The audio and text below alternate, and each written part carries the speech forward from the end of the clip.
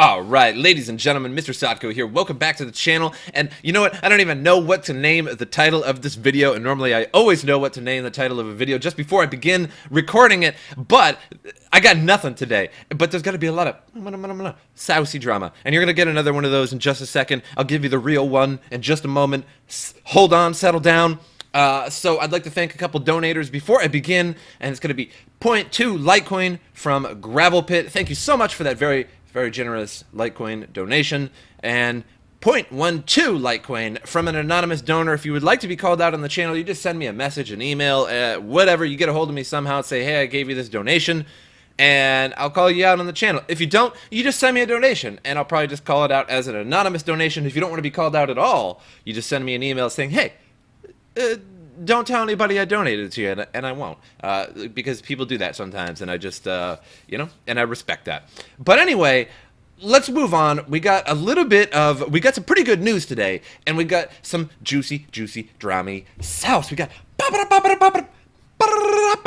sauce, pow, pow. I know, dabbing, I know, but I just couldn't help it. Anyway, so I told you so. I'm sorry, I told you so. Don't use cloud mining services. Don't use cloud mining services. Come on. If you're like, hey, MrSotko, I don't know what you're talking about. What do you mean? Don't use cloud mining services. Okay, just check my video. Why you shouldn't use cloud mining services. First of all, they have a ton of maintenance fees. Second of all, they give you less profit than the actual hash power that you would get if you would just go out and buy an ASIC. There's just so many reasons. They're so terrible, and now they're not even paying back. And so Sunny Decree, and I'm sorry to point out Sunny Decree again, I really don't have anything too personally wrong with this person. Okay, you know, he's got an overall good channel, but then he just says, Sunny Decree, come on, man. Just take this as constructive criticism. So here we go. Basically, Hashflare has not been paying people out. Right, that's great, okay? And so he's making a news video saying, hey, Hashflare, stop paying people. Okay, well, that's great, because that's a good news video that's telling people, hey, maybe you should avoid Hashflare. Awesome. But, again, Sunny Decree, with your titles of your videos, whoa, dude, Genesis BTC mining contracts are back. So you're like, hey, Hashflare, stop paying, so why don't we just go to another mining contract site? What are you talking about? Okay, so let's just show you this little clip here. Hashflare, which is a cloud mining service, since a couple days we're not getting paid anymore. I tried to get some more information than just what they're saying to everybody, right? Because I thought I have at least a little bit of a prime status over there, but apparently it seems I'm just a regular customer like you guys. Oh, like you guys. Oh, all you viewers out there, you are scum of the earth. You guys are nothing, right? Give me all your Bitcoin. Just like and share my videos. Smash that subscribe button. And then get up out of my face. You guys are just regular viewers. I thought I was somebody. Look at me, king of the castle. I'm a child. Go do this. Go do this. Go do this. King of the castle. No, Sunny Decree, dude. Man, you got 62,000 subscribers. You got, like, quadruple the subscribers I do. Congratulations on that. But, no, you're not somebody special, man. Come on, dude. Like, I'm just a regular old person like you guys. You thought you were somebody, so does that mean you think you were better than other people because you have a YouTube channel? Okay. So then I was like, hey, let me check out some more of this video. So let me just show you guys another really great clip. We'll go here. I'll leave you guys a discount code down below in the comments. Still want to cloud mine. Even as I said, I do not really recommend it, but if you really want to do it, and I know there are some people out there who don't care, they still want to cloud mine, even though if it's just for, you know, a couple $100 or even just for a couple dollars. And this is on Genesis Mining. I'm going to leave you guys a discount code down below in the comment section.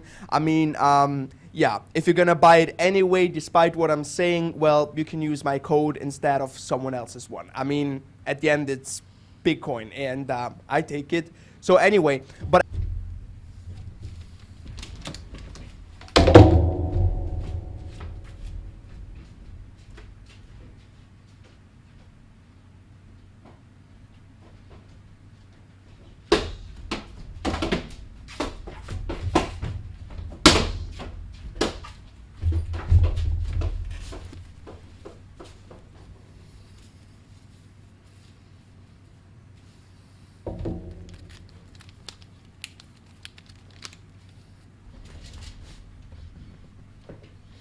Okay.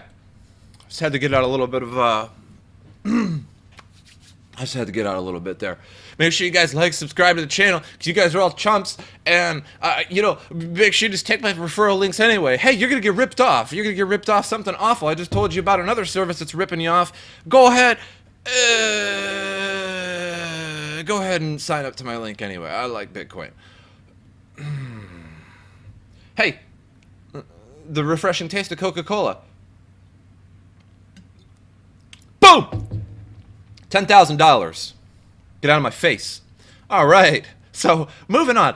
So don't use a Hashflare service. Now I hate to say, go back and watch my other video, but go back and watch my other video, okay? Because it really explains why you shouldn't use cloud mining. I really think it's good, okay? I'm gonna leave it in the description down below. You know, like what all the other cool YouTubers do, down below, and then they like zoom in on their face below. None of that. Because I feel I did a good job on this video. Now, I know it has the Bitcoin merch giveaway in it, but that's already said and done. I already shipped that out. I shipped it out to Australia, actually, and boy, that cost me a lot of money. That cost me a lot of money to ship that internationally. But that's okay. That's okay. I'm not concerned about it. But I think I did a good job on this video, and it kind of tells you what's going on with cloud mining and how you get totally ripped off with cloud mining service. First of all, you don't even get the same amount of money that you would for the normal hash rate that you would have if you had, like, let's say, an ASIC miner like a S9. But there's electricity fees and maintenance fees, and then sometimes you don't even get paid out. It just goes on and on. So don't do that. Let's now move on to some news. The NSA helped to invent Bitcoin, founder of the world's second largest cryptocurrency, Ethereum claims. So I seen this on Twitter. It was from Whale Panda. He tweeted this, and everybody was like, "Hey, this is definitely clickbait because it's basically from 2011." But it's still kind of an interesting read because sometimes during my live streams, me and the streamers, sometimes we kind of get into topics that I don't normally get into in videos, because if I were to make some of these videos, oh my god, I'm getting all blown up by ICO people or something. Yep, literally. God, I'm just so much better than you guys. I got so much pull at Hashflare, and I'm getting all these ICO offers. I'm just getting so many offers. Oh. Dude, Sunny Decree, just can we dial it back like to 3 from 10 to 7 at least? Dude, man. Anyway, so me and some of the the viewers and some of my live streams, we talk about really interesting things. So if you ever see me live streaming, go ahead and come on in and say hi. And yes, I'm playing a game, but we're talking about crypto. We're talking about all kinds of fun things. It's really a great time. And sometimes we talk about conspiracies and like where Bitcoin came from. And so I usually give my ideas that either Bitcoin was this or that, or it was some kind of conspiracy that was made to see how the world would handle digital currency. And some people are actually really starting to pull those conspiracies out of the woodwork. Right after I started saying that, so it was probably me because I got pulled at Hashflare. Oh, Sunny Decree, I'm gonna use that one for a long time now. So it's kind of interesting to discuss where Bitcoin came from when everybody's anonymous and there's millions of Bitcoin, well over 1 million Bitcoin in the original wallets that nobody has ever touched. It's really weird. So it was either Hal Finney, he passed away, and those were all his wallets and he can't move them. And Hal Finney worked with other people who was Satoshi Nakamoto, or it was total conspiracy, and it was made by some kind of elite or government entity to check digital currencies. And we like to discuss things like that, just have some fun. It's kind of like, just buddy to buddy, kind of like talking about things. Anyway, so the founder of the world's second biggest cryptocurrency has claimed U.S. intelligence services have played a role in the creation of Bitcoin. Vitalik Buterin, the Russian-born creator of Ethereum, suggested the National Security Agency, the NSA, was involved in the development of the virtual currency. A group of people called Satoshi Nakamoto published a white paper in 2008, which first set out the mechanics of Bitcoin. But although several people have identified as the real Satoshi, his identity has never been unequivocally proven. So we've discovered on a post in 2011, excuse me, it's that coat coming up. who wrote Satoshi never let anyone know who he was, and I wouldn't be surprised if he's actually an American working for the NSA, specializing in cryptography. And then he got sick of the government's monetary policies and decided to create Bitcoin. Vitalik Buterin account then replied, or the NSA itself decided to create Bitcoin. I seriously would not be surprised if that was the case. I mean, I know I have absolutely no evidence of that, and I'm just totally speculating, but how can it be just so anonymous? How can you get away with just making this so anonymous and it's so huge that nobody's ever figured it out, unless you're the government, or unless you passed away and it was Hal Finney, who created tons and tons of Bitcoin wallets that accumulated for well over 1 million Bitcoin. That's the only reason I could say, because any person, I think somebody just got shot.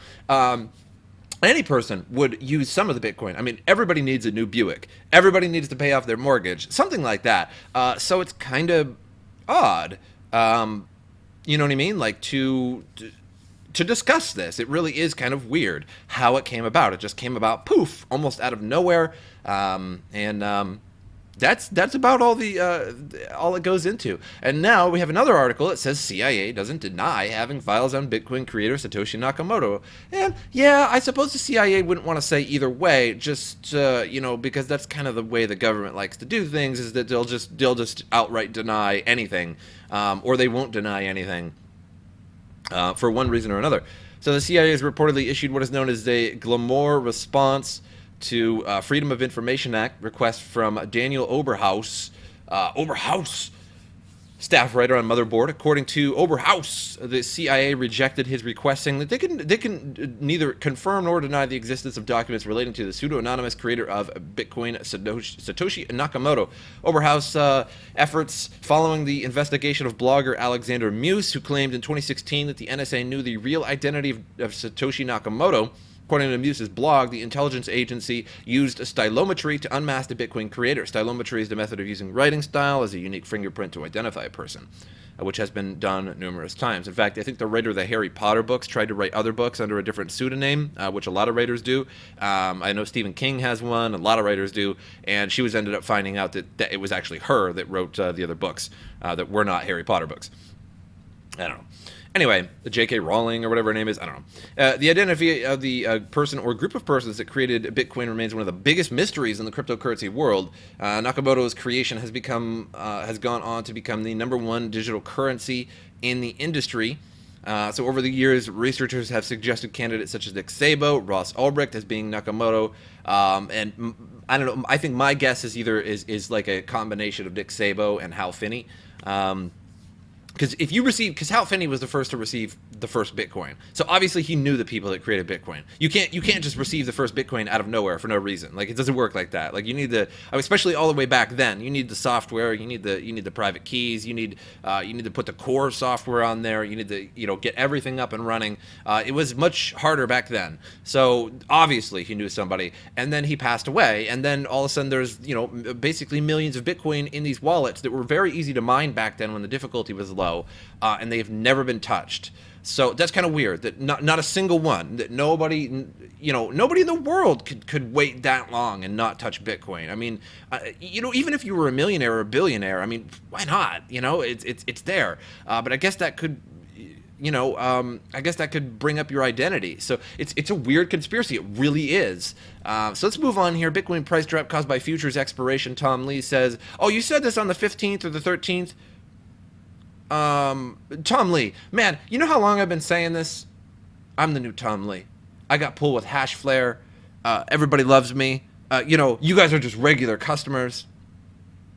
So in an interview with Bloomberg, Tom Lee explained that the weakness in the market's first and foremost cryptocurrency was a result of futures contracts expiring, although he's talking about the recent one, on June 13th. According to the market analyst, Bitcoin tends to see a deadline of around 18% 10 days before the expiration of futures contracts, with prices generally recovering in the following 6 days. I told you guys, it's just futures have ruined everything. They've ruined Bitcoin, for the most part, the price. The price doesn't necessarily need to keep going up with Bitcoin, and I understand that no product can continuously go up in price and just never fall. I get it. Don't get me wrong. I'm not naive. And it doesn't need to be $20,000. It could be $10,000. It could be $8,000. It could be $1,000, and it could still be justifying currency. But it is what it is. So Lee noted that if a trader is long on Bitcoin at the same time short on the futures, holders might sell a larger share of their Bitcoin at volume-weighted average prices as the contract moves closer to their expiration date. Yet near the expiration, they might sell the remaining amount of Bitcoin, which would cause the price to drop, and leaving the short position of the futures contract they close with. So a handsome profit. Manipulation. Congratulations, Tom Lee. You finally figured it out.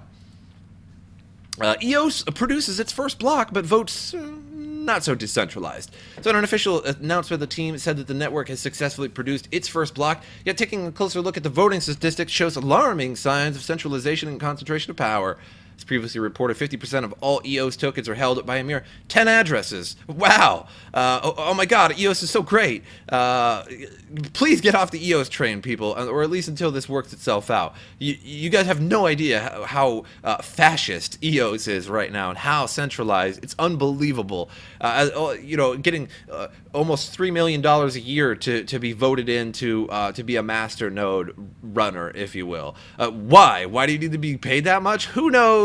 Who knows? EOS, they made $5 billion basically saying, hey, we're an Ethereum competitor. And everyone's like, whoa, take all of my billions. This is the most fascist coin of all. It's starting to beat Bitcoin Cash, right?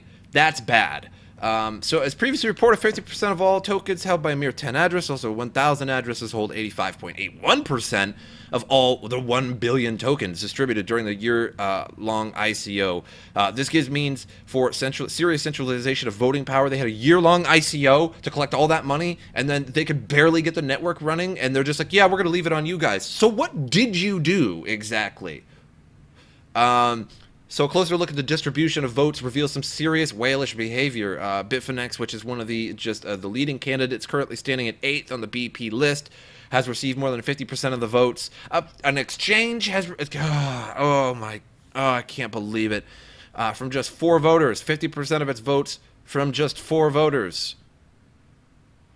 So most notably, the top voter, some gibberish, has allocated more than 8.5 million votes to Bitfinex, accounting for roughly around 27% of all the votes on the cryptocurrency exchange has received. Oh man, this is just take your eyes and go, oh wow, EOS is bad. Oh, this isn't good. Can you guys please just do that? I'm not trying to even FUD on the currency to bring down the price or anything like that. It's just not good. It's real grim. Another example of the discrepancy can be seen with another BP candidate, EOS New York, which received 50% of its votes from more than 40 voters in total. 40 of them. 40 people. I could put 40 people in my house, I could put a lot more than that,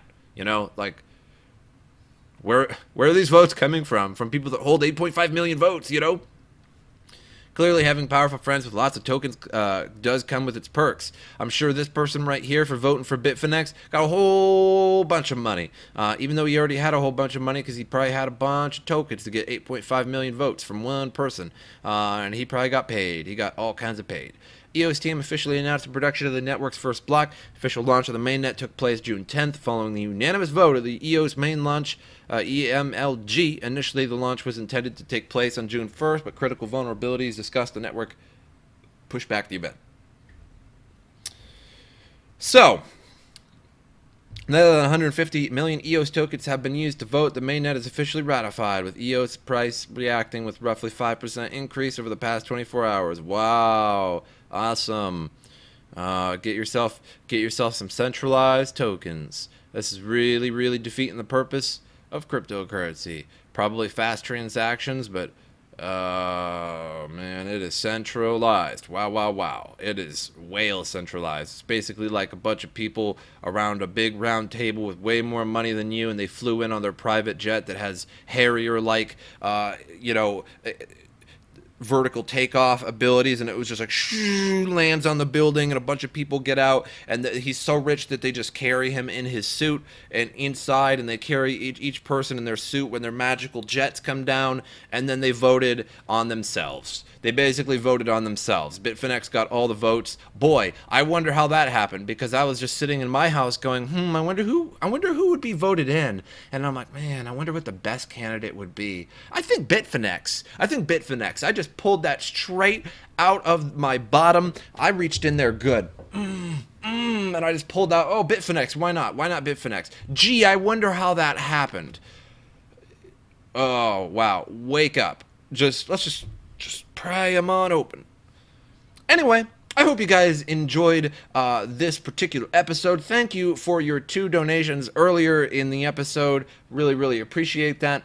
But again, you can always send me a message, and I'll call your name out, and I'll put your name out in the About Me section. And that About Me section is actually running out of text. It's sort of like a tweet. It actually has a limited amount of text, and a little bit limited amount of characters, if you will, in those About Me boxes. So eventually I'm going to have to end up deleting some of them to put in more. I'm not sure when that's going to be. I don't think there's actually that much room left in them. I wish YouTube would just make it much more, but who knows? Because I have so much power, I have so much pull over YouTube that, I thought I did, and I told YouTube, hey, maybe you should increase the character limit of the About Me box, and they're like, hey, you're just a regular customer, and so I'm just, so they're just regular customers like you guys, so, screw you all, right?